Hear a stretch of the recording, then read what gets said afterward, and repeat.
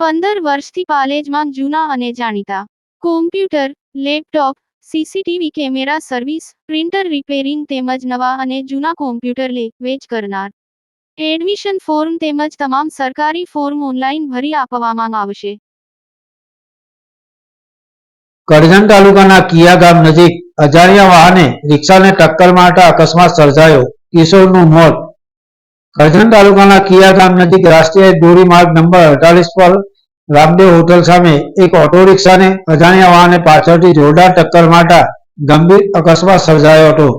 અકસ્માત સમયે ઓટો રિક્ષામાં બે પ્રૌઢ વ્યક્તિઓ સાથે 3 બાળકો પણ સવારી કરી રહ્યા હતા.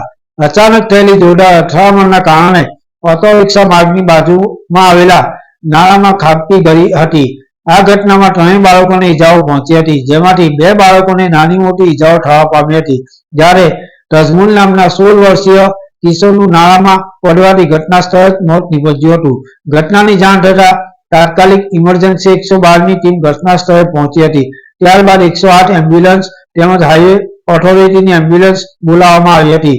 ઈજાગ્રસ્ત બાળકોને સારવાર અર્થે નજીકની હોસ્પિટલમાં ખસેડવામાં આવ્યા હતા, જ્યારે મૃતક બાળકને પોસ્ટમોર્ટમ અર્થે કરજણ સામૂહિક હોસ્પિટલ ખાતે લઈ જવામાં આવ્યો હતો. પાલેજ ટાઈમ્સ, કરજણ.